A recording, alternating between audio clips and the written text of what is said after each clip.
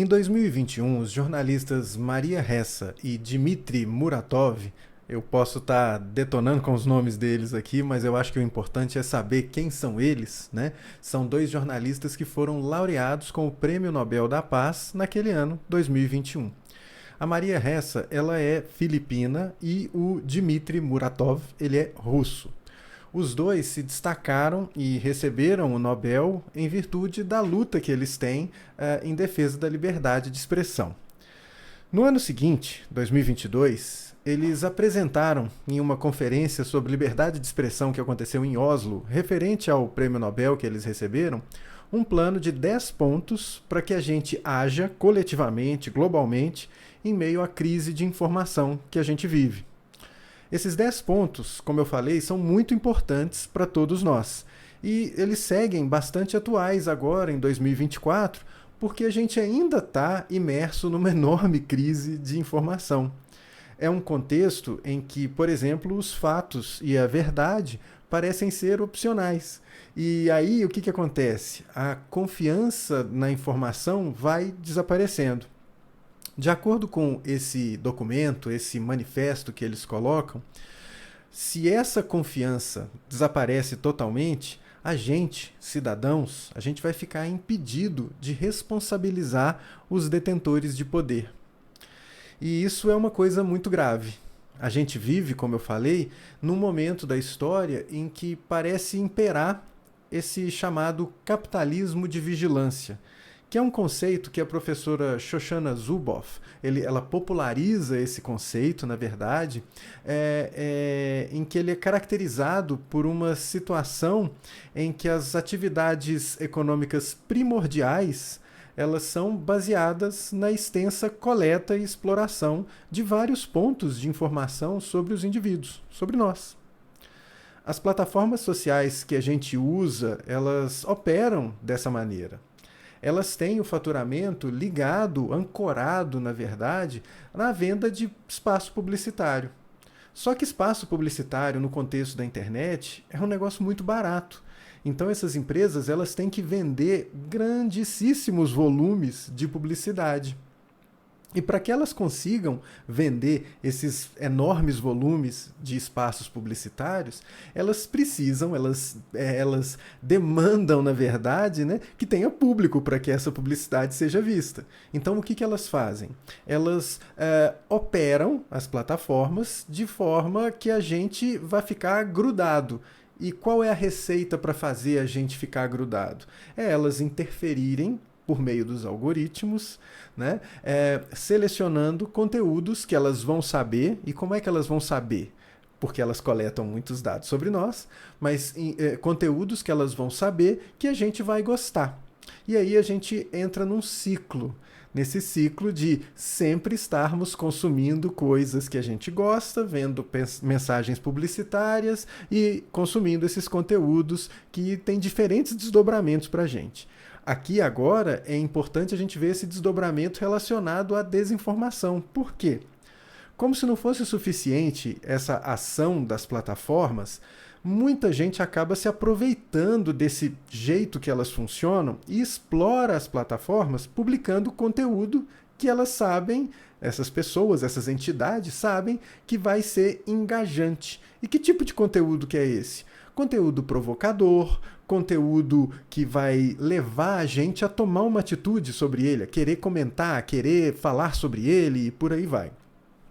Os interesses dessas entidades, dessas pessoas que estão publicando essas coisas, são muitos. A gente pode fazer vários conteúdos aqui só falando disso. E tem também a questão das recompensas que essas entidades recebem. Que recompensas que são essas? Bom, também podem ser várias. Pode ser a recompensa financeira de serem remuneradas pelas plataformas porque recebem um percentual da publicidade que é paga e visualizada ali naqueles conteúdos, e pode ser também uma recompensa que vai além, uma recompensa política, de influência social e por aí. As plataformas, elas não estão nem aí com esse tipo de conteúdo. E as entidades, pessoas, empresas, organizações que publicam esses conteúdos estão interessadas nas recompensas. E, óbvio, essa mistura leva a gente a compreender que essas entidades podem publicar coisas falsas, podem publicar coisas que faltem com a verdade, ações de desinformação. E as plataformas, se elas não forem cobradas, elas não estão nem preocupadas com isso. Por quê? Porque se está gerando engajamento, para elas é o suficiente. Elas querem é que a gente fique ali visualizando aquele conteúdo e, de quebra, vendo muita publicidade. Então percebam a ligação que existe entre publicidade, essa publicidade altamente direcionada, que ela é direcionada em virtude das informações que são coletadas sobre nós, esses conteúdos que circulam, né, e a ausência de uma política regulatória disso. Isso é uma coisa muito grave. Então é nesse contexto que a gente precisa atuar e que os autores, né, eles fizeram, né, os jornalistas que receberam o Prêmio Nobel da Paz, eles fizeram esses 10 pontos de argumentação. Eles argumentam, por exemplo, né, esses 10 pontos de ação, né, eles argumentam, por exemplo, que é importante que as plataformas sejam fiscalizadas, é importante que essas empresas avaliem esses conteúdos, é importante também que essas empresas deixem de operar nesse modelo baseado na exploração dos dados pessoais das pessoas. Então, são pontos que eu gostaria de compartilhar com vocês aqui, que eu acho que a gente pode trazer para a nossa realidade em pleno 2024 e adiante, porque vocês vão ver, são pontos que não são fáceis de resolver, são questões que são bastante complexas, mas que dependem da gente, a gente precisa atuar, né? Então, uma coisa não é ainda um dos pontos, mas uma coisa que é importante que os autores colocam é a necessidade da gente ter um jornalismo independente forte. Isso, de acordo com eles, vai ser um antídoto para a tirania. Por quê? Porque a gente sabe que, né, quando a gente aprende, estuda comunicação, a gente aprende que uma democracia ela depende fortemente de uma imprensa livre. Então, é importante a existência de uma imprensa independente. E aí, por independente, a gente entende também que seja uma imprensa que não fique a refém de anunciantes, porque aí ela vai poder falar, eventualmente, coisas que acontecem não só nos governos, né, na gestão pública, mas também coisas que acontecem na gestão de empresas, que eventualmente são grandes anunciantes. Então, é importante uma mídia independente, órgãos de imprensa que sejam independentes. Antes de apresentar os pontos, os autores eles falam: essa coisa é uma coisa tão grave e séria, né? Esse acesso à mídia independente, e ao mesmo tempo só 13% das pessoas no mundo têm acesso a uma mídia verdadeiramente independente. Eu acho, aí, o Caio falando, né, fora do texto dos autores, que é necessário a gente tomar para nós, cidadãos, parte dessa responsabilidade, financiando diretamente iniciativas de jornalismo independente que vão buscar a isenção e não a dependência na venda de espaço publicitário, né? Então, a viabilidade econômica desses veículos é uma coisa muito importante. A gente precisa trabalhar nesse sentido. E a gente, como cidadão, consegue fazer isso colaborando. Tem uma série de iniciativas aqui no Brasil que são interessantes e que dependem de doações. Então, a minha sugestão nesse sentido é que a gente apoie essas iniciativas, né? Que a gente ajude financeiramente essas ações ou essas entidades que buscam trabalhar jornalismo, né? Buscar informações e relatar informações de uma maneira independente. Enfim, vamos voltar aos pontos do plano proposto pelos autores. Eles dividem esses 10 pontos em 3 partes. A primeira parte é voltada para governos democráticos e defensores e respeitadores dos direitos. Então é um apelo, né? São pontos voltados para governos de todo o mundo. O que eles pedem? Eles pedem que esses governos exijam das empresas de tecnologia, das empresas de plataformas sociais e por aí vai, que avaliem os impactos das suas atividades nos direitos humanos. Isso é uma coisa muito importante. pedem que esses governos protejam os direitos dos cidadãos à privacidade. E isso acontecerá por meio de leis robustas de proteção de dados, leis que sejam eficientes, no sentido de também proporcionar, aí um outro pedido, a condenação pública e a responsabilização com relação aos abusos contra uma imprensa livre, por exemplo. Então, a necessidade de existir regulação é uma coisa interessante nesse primeiro conjunto de pontos aí dos autores. A necessidade de fiscalização e de punição. Isso é uma coisa importante, né? Não basta só a gente ter o conjunto de leis e essas leis não serem cobradas. E aqui no Brasil a gente conhece isso muito bem, né? Leis que, por não serem cobradas, elas acabam não pegando. Essa é uma coisa muito peculiar do nosso país aqui, que leis que não pegam, né? Então, para que essas leis peguem, é necessário que quem atue contra a lei seja punido, né? Bom, a segunda parte dos pontos que os autores colocam refere-se à União Europeia, mas eu entendo que esses conceitos, esses pontos, esses pedidos que eles fazem também se aplicam a todos os governos democráticos e também vão fazer sentido para a gente aqui. Eles apelam que a União Europeia seja ambiciosa na aplicação da Lei de Serviços Digitais e na Lei dos Mercados Digitais, para que essas leis venham a ser mais do que meramente uma formalidade. Então isso é uma coisa que também a gente tem aqui no nosso país e que precisa ir um pouco além, na minha opinião, de tratar a entidade fiscalizadora do cumprimento dessa lei como uma entidade educativa. Eu acho que a lei tem que ser cobrada e quem desrespeitar tem que ser multado e por aí vai, né?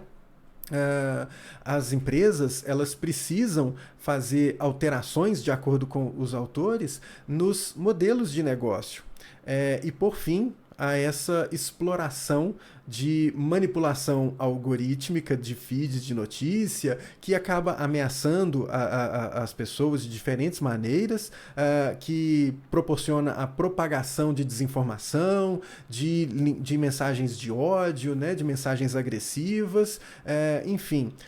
O pedido ele vai no sentido de municiar a União Europeia das leis e dos instrumentos para que essas leis sejam cumpridos, né, e que as empresas respeitem isso.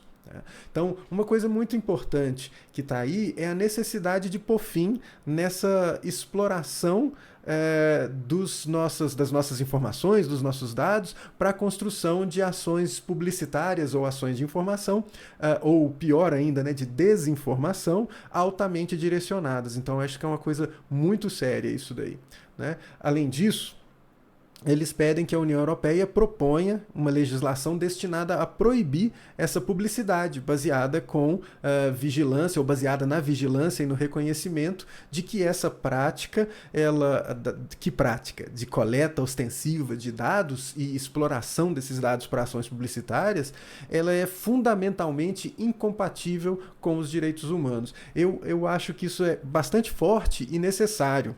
E a gente tem, às vezes, o costume de ver uma situação que nos é colocada, por exemplo, a gente vive nesse contexto de exploração dessas mensagens assim, né, dos nossos dados para exibição de mensagens publicitárias ou de ações de informação, e a gente acha que não dá para reverter, mas dá para reverter, é só a gente ter lei para isso, é só a gente pressionar quem está lá elaborando as leis para que isso seja feito, né? Enfim, eles seguem pedindo que a União Europeia faça aplicar devidamente o Regulamento Geral sobre a Proteção de Dados da União Europeia. A gente também tem isso no Brasil e eu acho que é uma coisa que é importante a gente fazer, fiscalizar e cobrar que isso seja seguido, né?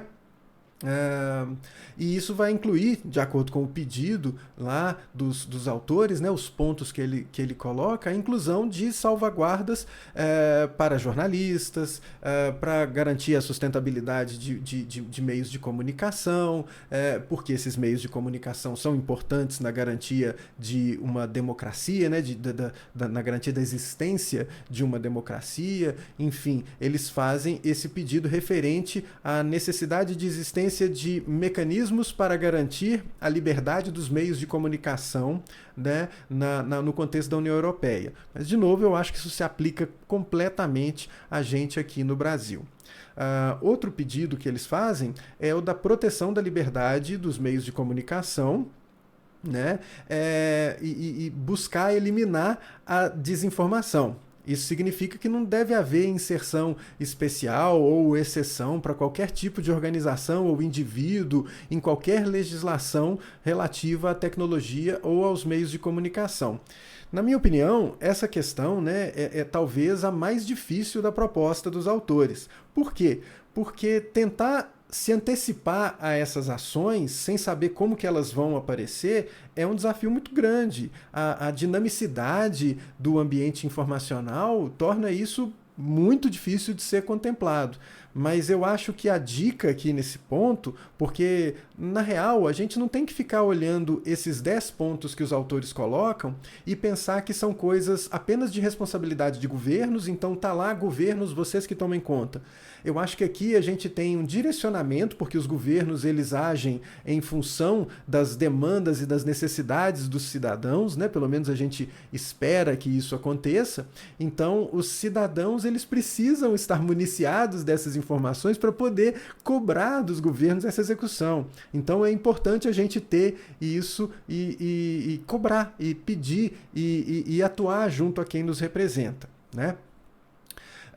O último pedido que tem lá nos pontos dos autores referente à União Europeia é de que ela confronte essa forte máquina de lobby e execução, né, de campanhas de astroturfing.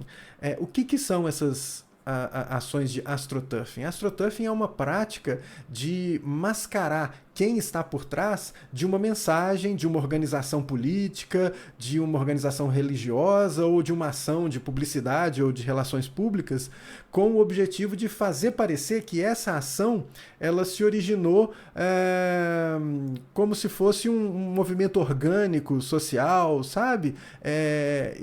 Por quê? Porque isso faz a sociedade crer que esse movimento que está parecendo ser orgânico, ele é legítimo, quando na verdade ele é alguma coisa patrocinada por uma entidade. Esse ponto do pedido lá dos autores, eu também enxergo como algo bastante difícil, mas se existirem leis claras e objetivas, eu entendo que fica mais tranquilo de manejar. Então, se os governos não dão conta disso, a gente, sociedade, nós, cidadãos, temos que ficar cientes, né, de que isso acontece, de que esse tipo de prática, o astroturfing, é uma coisa muito grave e que pode proporcionar impactos muito ruins para a gente, né? Porque a gente é levado a crer que uma determinada movimentação ela é orgânica, quando na verdade ela está ali por trás sendo patrocinada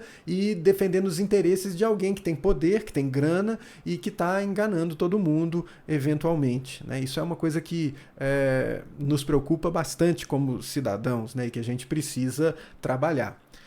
Bom, por fim, o último ponto dos 10 pontos que os autores colocam é um apelo para as Nações Unidas criarem um enviado especial do secretário-geral da ONU que seja dedicado à segurança dos jornalistas e dedicado à manutenção de uma imprensa livre, né, e que fiscalize crimes eventuais contra jornalistas e tal. Então eu entendo esse material como muito interessante. O link para ele, para esses 10 pontos, tá aqui na descrição desse vídeo e você vai poder ler lá com mais calma, né? São pontos que eu acho que são muito importantes e que a gente deve ter em mente e adicionar às nossas lutas locais. A gente deve integrar isso daqui às nossas lutas locais, porque faz todo sentido, né, pra gente aqui no Brasil, para que a gente consiga sobreviver a essa enorme, gigantesca crise de informação que a gente está enfiado. A gente está num contexto em que, inclusive, um dos motivadores para eu fazer esses vídeos que eu estou começando a fazer e publicar aqui, que é o da gente estar num contexto em que a verdade, os fatos fazem pouco ou tem pouco apelo para as pessoas. As pessoas querem ser convencidas de pontos que não necessariamente são verdadeiros, e isso coloca a gente nessa névoa de desinformação e de, enfim, de fofoca que só vai fazer mal pra gente. Então, são muitas coisas a fazer. Talvez valha a pena voltar ao vídeo e assistir de novo mais algumas vezes, ler lá os 10 pontos que os jornalistas que ganharam o Prêmio Nobel da Paz em 2021 colocam, né? Eu não vou ousar ficar mais algumas vezes repetindo erradamente ou equivocadamente os nomes deles, né? Mas é importante dar uma atenção especial a isso e adicionar esses elementos nas nossas lutas, batalhas diárias em defesa da democracia. Enfim, é isso. Tomara que não tenha ficado muito longo nem muito enfadonho, mas é um assunto que a gente precisa trabalhar. Né? Quem sabe, eventualmente depois, mais conteúdo sobre essa história do capitalismo de vigilância, que é algo muito sério, né, um conceito bastante relevante e importante e que a gente precisa não só aprender a navegar, mas combater. A gente tem que pressionar quem elabora leis para tentar fazer com que esse tipo de prática seja eliminado da sociedade, porque a gente está percebendo que isso faz muito mal. Bom, é isso. Um abraço, até a próxima.